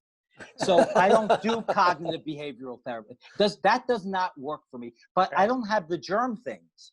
If you had the germ things and the stuff that would keep you so horribly like couldn't even talk to people, then I might have to do it. But luckily I don't. But I thought all of this anxiety, I didn't realize it was anxiety. I thought that's what everybody thought. They just thought all the time that they're horrible people and they're going to be killed instantly. Do you think that's genetic OCD, or is that have to do with it is? Yes, and I'm very much, I know I've been talking like an idiot, but let me say this. I very much believe in the idea that I know it's not specifically an illness, like necessarily all an illness, but in my family, going back to the cave people days, there's been OCD. My cousin, who sadly did commit suicide, she did call the police station, and she did ask if anybody had reported an accident. So this fight, flight, or freeze goes way, way, way, way, way back. So like my therapist says, we don't know what causes it, but we do know that for many people, medication does work. Prozac has been a lifesaver for me. Yeah, I have ADD also, and I was just reading an article about that third option, that there was always fight or flight, but now with people with ADD, they say fight, flight, or freeze, which means you just lie, you just get paralyzed, and then you start lying. A big part of the freeze thing is you lie. I've been a big liar my whole life because but about stupid things like telling my wife I'm smoking pot or whatever the thing is, because I didn't believe I could show my true self to anybody without being killed or in serious trouble. You know, my mom didn't physically hit me, but you know, I've had those problems my whole life. So this must be good for your marriage. I mean, Susan must appreciate that you're more in touch and not lying as much. Well, the thing is that the worst thing that happened to me was Twitter. Everybody could see me get upset. And now I've learned all these things. Like I've learned that my father, who I loved, I loved him, but he would argue with me, and he didn't mean to do it, but he made me feel stupid. That's how I felt. Right. Like he was very bright. And so I would talk to him. He goes, well, I don't know if I can understand. So like, for example, a month ago, Eddie Pepitone online, I said something about some political thing, and he's more like a Bernie guy. So he goes, "You're too smart to be a fucking moron." So I immediately said, "I am no longer going to be friends with you, Eddie Pepitone," and all. And then I realized through therapy and everything, it's like, why would I'm responding to that because I'm seeing when he says I'm a fucking moron, I see it as my father, you know, as the confirmation of what I've thought my whole life, that I'm a moron. So I had to strike out at Eddie. And then later I apologized to Eddie. I said, he called me a fucking moron. I said, that's it. Our friendship is over. It's ridiculous. It was ridiculous. And that's what was happening to me on Twitter all the time. Yeah. I would get my feelings hurt, and they have a area where you can check what everyone's saying about you. And it really that was my rock bottom. My rock bottom was dealing with that. Yeah, it seems like you remember too, right? You remember when I would be fighting with people, and yeah, it was like really excessive. You would be on Twitter and you would reply to every single person, and then it becomes a thing where people are trying to poke you because you're funny when you come back at them, but then you also get very seriously, obviously angry. Yeah, like Gervais. Like I hated Gervais, but he actually, now I don't care about him, so I'll tweet about him. But in that moment, he did beat me because he sicked his whole fan base on me, and had people write that, like this guy wrote horrible articles about me. So that's what they want. They want you to be on there. Like Gervais started making fun of my wife, and so I would go on there and start screaming about. I mean, it's like that's what they want. They have won when they get you. When you're yelling at Razor Blade and Apple 69. You don't realize it's a robot. You're arguing with a robot. Right. Why does Love's the serial kill 666 have a problem with my politics? But it is something that once you learn how much you're bringing to the equation, in other words, if Eddie Pepitone, I'm just make up another criticism, like he called you gay, and you have no doubts that you're heterosexual, or that the gay thing isn't an issue for you, you're not hiding or whatever, you just be like, where's that coming from? Instead of it landing really deep. It's like you have to meet it halfway for it to sting so badly. That's absolutely right. And in fact, I was telling my wife, I was telling Susan about it a couple of days later after I made up with Eddie. So I read her Eddie's tweets. He goes, "Oh, you're too smart to be a fucking moron." She laughs. Yeah. She laughs because she doesn't. She assumes that he's just fucking with me. There's also a compliment in there. Right. Yeah. Right. And but the point is, he was upset. I'm upset. We're not in the same room together. We can't see each other's faces. And these things that used to happen from email, when I first was on email, and now happens on social networking, it's not real life. So I felt it was really growth of me to apologize. Like my podcast partner, Josh, said, he pointed out, he goes, "Well, you really put Eddie in a weird position because you're basically saying our friendship's over and you can't even apologize for this." Right, which he right, actually right. did apologize. But then I apologized because I really felt like, but I have to put that aside. See, what I have to put aside is someone like me, every single thing, now that people have seen who I am online, I believe that they know me and they're judging me. I have to let go of that. I have to both let go of my own judgment of myself, and I have to let go of my own judgment of other people. For me, that's what I'm trying to do. Right. Is let go of it being a grudge or being something that eats me up for the rest of my life. You know, because it's just not healthy. No. But what is it in you that you've always had this fierce need for justice, it seems like you've always felt like wrongs need to be righted in the comedy world? Where do you think that comes from? Well, I'll tell you what it is. It's like a perfect example would be, I would get so upset. It's all about the atheism thing. I would get so upset at these people like Sam Harris and I had the worst online interview with this guy named Josh Zepps, who is a guy I still kind of hold a grudge against, because he was basically thinking that I'm an idiot. His whole thing is Sam Harris and all these people are like, if you believe in God, you're stupid. And so they say that Muslims are, no, they're saying they're not anti-Muslim, they're anti-Islam. And to me, it's just bigotry. It's just rank bigotry. But when it gets to the point where I really think that their worldview is winning, that's where it gets to these hard. It's like, I believe that them having that opinion is going to hurt me. That's what it is.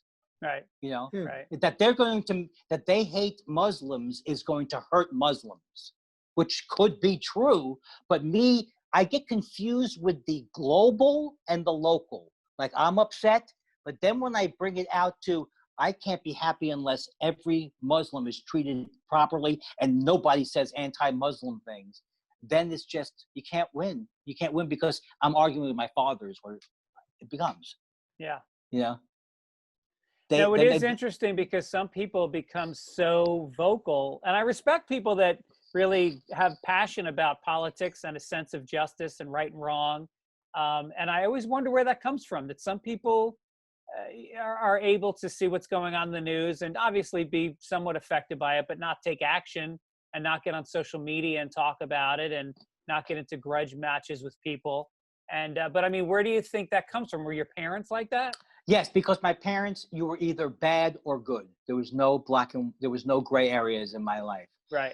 So the reason why I grew up so fucked up was I felt that I was my worth was determined by how my activities. So if you got angry, you weren't allowed to get angry. That's fucked up that you get angry. So you're a bad person. So that's how I would judge. So not just that I'm making fun of Adam Sandler, he became the enemy because I was good friends with Judd, and then Judd couldn't be as close friends with me because I put down Adam, and then but not realizing what was going on emotionally and psychologically made all of those things way worse. You know, it's like now I feel like if I'm going to make fun of somebody in my act, it doesn't have to be I'm right and Leno is wrong. You know what I mean? It's just like I was so screwed up in terms of blaming myself and being uncomfortable with my own anger. And the same thing that can make me funny, being judgmental, is the same thing that makes me in agony because I believe I have to be perfect, and then you believe people have to be perfect. And you can't win that way. They're not perfect. I'm having friendships like that. Like my friend Josh, I couldn't have had friendships like this before because everybody has to be perfect, you know? Yeah. And if I see someone being imperfect, I feel like I will die if I don't either tell them that they don't change or whatever. And none of those things are true.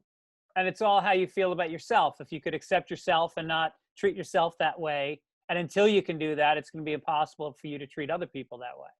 And it's a constant thing all day long of going, yes, you had this fight on Twitter. People saw that you had this fight. If they're going to want to hate you because of this fight, you can't do anything about it. You have to let go of thinking that your personality, your life is defined by these actions that you did, that you decided are so horrible because you decide other people's actions are so horrible. That doesn't mean that you can't say Trump is Hitler, because he is Hitler.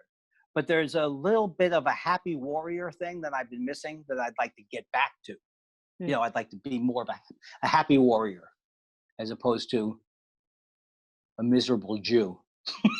Andy Kindler, hence the humor. You can hear a lot of this type of talk on his new album. Whoa. Tell us once more where people can get the album, hence the humor. Hence the humor. You can get it anywhere you get your albums, or you get you can even stream it on Spotify. You can get it on Apple Tunes. But if you go to a Special Thing Records and you buy it directly from the website, I'll get an extra $1. That's the way to do it. Do it there. Yeah. Or if you go to your website, it'll bring you there. Go to Andy. That's where I'm going. Yeah. And then my podcast you can listen to for free. Thought Spiral with J. Elvis Weinstein. And I also want to throw out a quick plug. Me and Mike Gibbons have a podcast you've probably heard called Sunday Papers. It migrated from Fitzdog Radio to its own podcast. So if you didn't know that, make sure you subscribe. It's shooting up the charts, Andy. I love you guys very much, and I miss being together with you. Yeah, I can't wait for this to end. Let's get a barbecue going in somebody's backyard, and give my love to your wife, Susan. And I should call you guys more. Have a nice chant.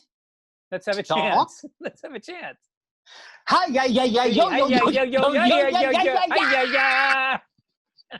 Okay, guys, I'm going to actually leave because I have therapy now.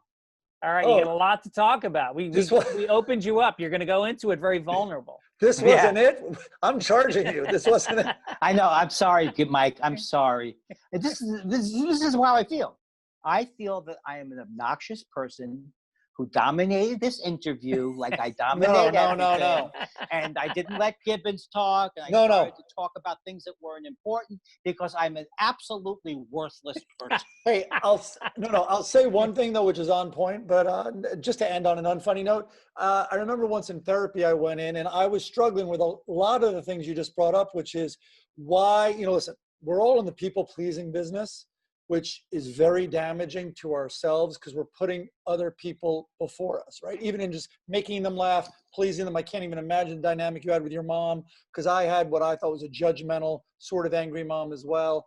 And anyway, I went in once and I remember I was reading a book on Lincoln. I'm like, how did that fucker do it? He like that Team of Rivals book, he hired people that said the worst things about him, like after the election, and he would take people under his wing, and basically he didn't take things personally. I'm like, I want to get to that point.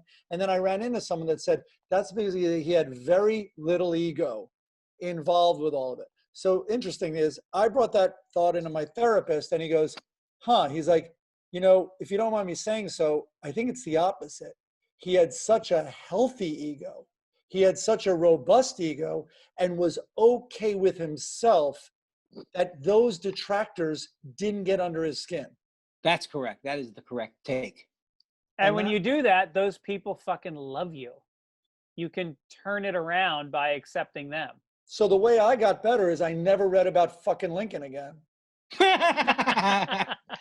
I love you guys. All right, love you, Andy. I'm hitting the leave button. But you guys should. I'm hitting it first. No, there's nothing personal about it. Bye.